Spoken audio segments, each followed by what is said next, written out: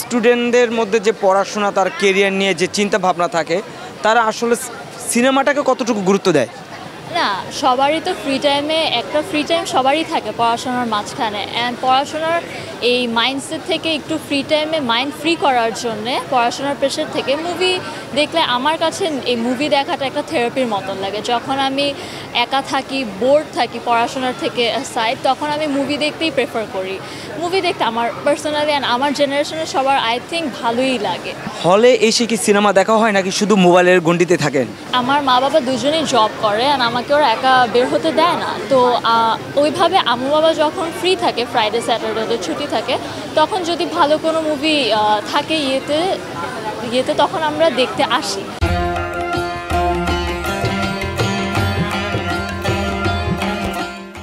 আমাদের বাংলা চলচ্চিত্রের কোনো খোঁজ খবর বা খবর আপনি জানেন কারা অভিনয় করছেন বা কী ধরনের সিনেমা আসে?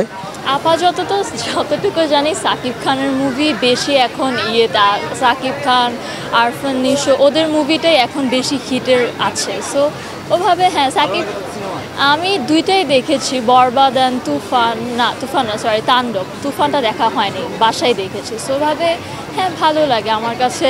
অ্যাকশন মুভি তো আমি অ্যাকশন মুভি বেশি প্রেফার করি, সো আমার কাছে অনেক মজা লেগেছে। আপনাদের জেনারেশন কিন্তু বেশিরভাগ যে স্কুইড গেম বলেন, বিভিন্ন ওটিটি বিভিন্ন ইসে তারা ব্যস্ত থাকেন, বাংলা সিনেমাতে তারা তেমন সময়। কী মনে হয় এই জেনারেশনের জন্য বাংলা সিনেমা দেখাটা কতটুকু জরুরি বা তারা কেনই বা দেখবে? আমার লাগে যে যতটা হাইপ ততটাই আমরা করেছি, ওয়াও হাইপ আছে, যাই গিয়ে একটু দেখে আসি, দেখি হাইপটা আসলে কিসের। ওইভাবে হাইপ যতটা বেশি হয় তখনই আমরা মুভিটা দেখা প্রেফার করি। যেমন স্কুইড গেমেরও হাইপ সিজন 3 অনেক ছিল, দেখেই সবাই সিজন 3 দেখার জন্য অস্থির হয়ে গেছে। ওইভাবে বাংলা মুভিজেরও যত হাইপ, যেমন তুফান, তাণ্ডব, বরবাদ, এগুলো অনেক হাইপ ছিল। ওইভাবে দাগি ওইভাবে হাইপের ইয়েতে আমরা দেখি যে আল্লাহ হাইপ কিসের, যাই গিয়ে একটু দেখে আসি তো কেমন মুভিটা। কী মনে হয় বাংলা সিনেমা বলিউড কিংবা হলিউড বা কলকাতা সিনেমার সাথে সমান তাল মিলাতে পারছে?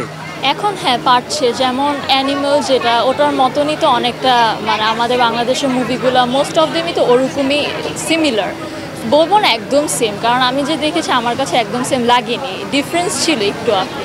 সো ওইভাবে হ্যাঁ ওরা তো তাল মিলিয়েই চলছে, নাহলে তো অ্যানিমেলের মতন সিমিলার মুভি আর হতো না। সো হ্যাঁ তাল মিলাতে পারতেছে। আমার কাছে পার্সোনালি ভালোই লাগতেছে এখন যা মুভি বানাচ্ছে। যে আপনার বন্ধু অর্পা, সে একজন যেহেতু অ্যাক্ট্রেস, অভিনয় করে, কখনো কি আপনার অভিনয় বা মডেলিং দিকে ইচ্ছা আছে? আমার এমনি অ্যাক্টিং করার ইচ্ছা নেই, বাট হ্যাঁ মডেলিংয়ের জন্য আমার আমি ছোটোকালেও আমার বাবা যখন ইত্তেফাকে জব করতাম, ইত্তেফাকের জন্য মডেলিং করেছি। সো ওইভাবে মডেলিংয়ের আছে, বাট অ্যাক্টিংয়ের আই ডোন্ট থিঙ্কস আমি পারবো। আমার ফ্রেন্ড যেমন ট্যালেন্টেড, আমার ওভাবে অন কমেন্ট কান্নাকাটি করার অভ্যাস নেই। ওটা তো ওর তো মা বাবা সবাই এই লাইনে, সো ওইভাবে ওর ভিতরে অটোমেটিক জেনেটিক্যালি এসে পড়েছে। বাট আমার মা বাবা অ্যাক্টর অ্যাক্ট্রেস না, সো ওইভাবে আমার মধ্যে ওটা নেই।